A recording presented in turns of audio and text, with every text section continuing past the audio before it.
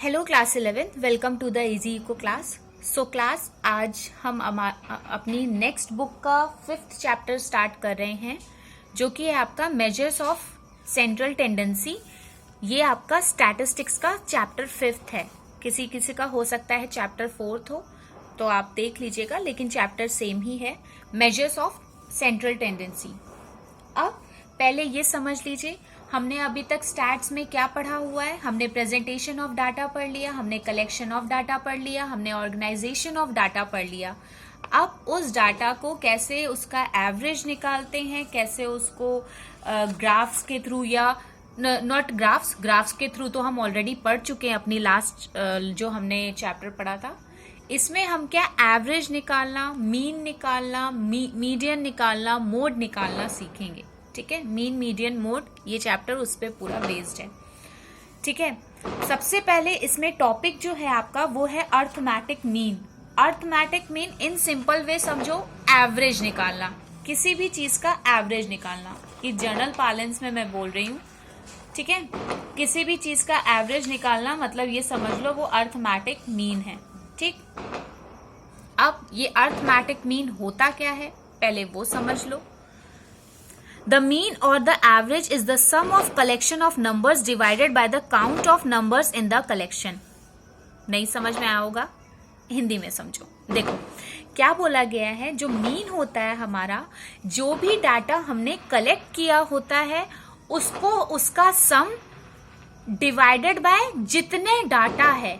ठीक है, एक बार फिर से समझो, मीन हम लोग अर्थमेटिक मीन या मीन कैसे निकालते हैं, हम लोग कैसे निकालते हैं, यहाँ पे हम एवरेज निकालते हैं। किसका एवरेज? जितना भी हमने डाटा कलेक्ट किया है उन सब का टोटल अपॉन जितना नंबर ऑफ डाटा है। मतलब फॉर एग्जांपल मान लो मैंने क्लास 11th के बच्चों की जो एज थी, ठीक है, एज नहीं, एज तो लगभग सबकी सेम हो जाएगी, हाइट ले लो। ठीक है, हाइट थी वो क्लास 11th में मान लो 20 स्टूडेंट्स हैं। ठीक है, तो मैंने सबकी हाइट ली।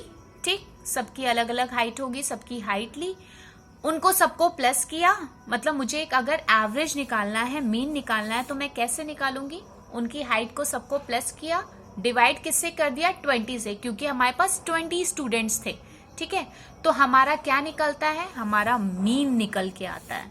क्या निकल के आता है? मीन निकल के आता है।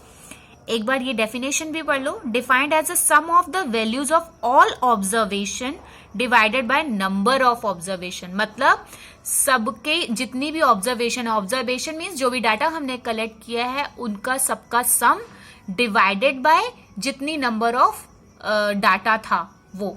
ठीक, या ऑब्जर्वेशंस थी वो। मीन जो होता है हम उसको किससे डिनोट करते हैं? एक्स बार से। किससे डिनोट करते हैं? एक्स बार से। ठीक है, मीन जो है हम उसे एक्स बार से डिनोट करते हैं। बेसिकली इसका फॉर्मूला क्या होता है? X bar is equals to x1 plus x2 plus x3 plus x4 and so on xn तक।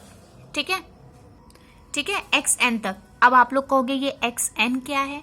बेटा ये सो ऑन, मतलब जितने भी नंबर ऑफ पर्सन्स होंगे या जितने भी नंबर ऑफ डाटा होगा आपका, वो अब मैं हर एक को लिख के तो लिख नहीं सकती कि x1 x2 x3 पूरा 1000 2000 5000 तक लिखती जा रही हूं ऐसे।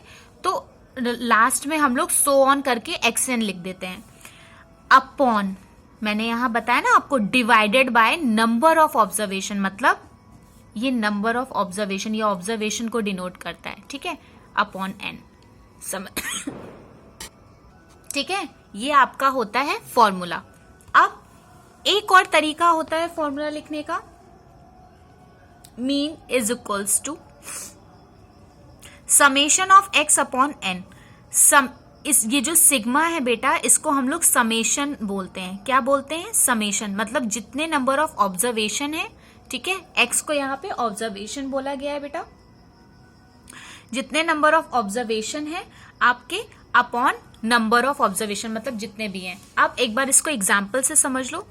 मान लो मैंने बोला कि एक ऐसे ही मुझे डाटा दे दिया गया कि 40 70 60 50 20, ये एक डाटा दिया गया है। बोला है इसका मीन निकालो, तो आप मीन कैसे निकालोगे? X mean is equals to, क्या बोला मैंने, सिग्मा एक्स अपॉन एन बोला, यही तो होता है फॉर्मूला। आप कैसे निकालेंगे?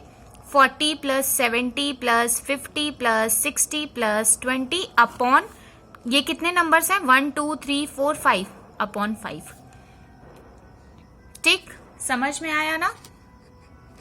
ठीक है, अपॉन 5 कर दिया, तो ये हो गया sum of all observation upon number of observation. आप इन लोगों को प्लस कर दोगे, जितना भी आएगा उसको 5 से डिवाइड कर दोगे, आपका मीन निकल आएगा।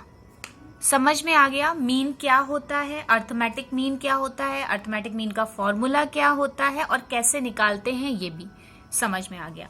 ठीक है, अब देखो नेक्स्ट क्या है। हम लोग अर्थमेटिक मीन या एवरेज मीन क्यों निकालते हैं, एवरेज क्यों निकालते हैं? ताकि हम एक अंदाजा लगा सकें। जैसे आप लोगों ने देखा होगा कि जब भी रिजल्ट आता है 10th-12th का, तो बोला जाता है कि 90% बच्चा इस बार पास हुआ या 85.2% बच्चा इस बार पास हुआ।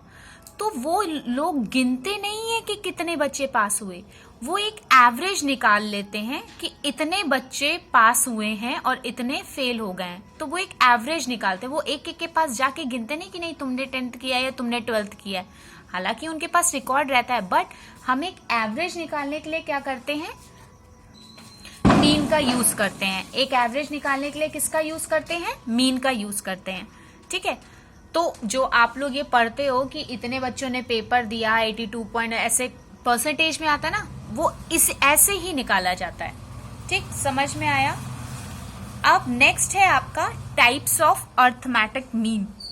टाइप्स ऑफ या मेथड कह सकते हैं आप लोग, मेथड या टाइप्स कह सकते हैं। मेथड्स ऑफ अर्थमेटिक मीन देख लेते हैं। मेथड्स कितने होते हैं बेटा मीन निकालने के, अर्थमेटिक मीन के? हम लोग एम से भी डिनोट कर सकते हैं अर्थमेटिक मीन को। 2 मेथड्स होते हैं, एक होता है सिंपल एवरेज मेथड, ठीक है, और एक होता है आपका वेटेड एवरेज मेथड। कौन सा होता है? Weighted average method. ठीक है, 2 तरीके के मेथड होते हैं आपके। वेटेड एवरेज मेथड को अभी रोक दो, पहले हम पढ़ेंगे सिंपल एवरेज मेथड को।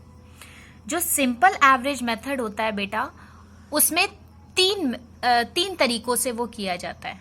किससे किया जाता है? 3 तरीकों से। देखो कैसे वो मेथड्स क्या होते हैं। एक होता है आपका डायरेक्ट मेथड, ठीक है, एक होता है आपका शॉर्टकट मेथड, शॉर्टकट मेथड। ठीक है, अभी हम सिर्फ सिंपल एवरेज मेथड की बात कर रहे हैं बेटा। और एक होता है हमारा स्टेप डेविएशन मेथड। ठीक है, ये 3 मेथड से हमारा सिंपल एवरेज मेथड होता है। ठीक है, अब ये तो 3 मेथड होते हैं, करने के तरीके होते हैं, मीन निकालने के तरीके होते हैं। एक डायरेक्ट हो गया, एक शॉर्टकट हो गया, एक स्टेप डेविएशन हो गया। अब सुनो बहुत ध्यान से, ये 3 तरह की सीरीज से निकाले जाते हैं। ये तीनों मेथड 3 तरह की सीरीज से निकाले जाते हैं। 3 तरह की सीरीज मैंने आप लोगों को लास्ट में पहले बता चुकी हूं मैं। एक होता है आपकी इंडिविजुअल सीरीज, अगर याद आ रहा होगा तो। एक होती है इंडिविजुअल सीरीज। पहली सीरीज कौन सी होती है? इंडिविजुअल। ये सब कॉपी में लिख लीजिएगा ताकि याद रहे। सेकंड कौन सी होती है? इंडिविजुअल सीरीज हो गई एक आपकी।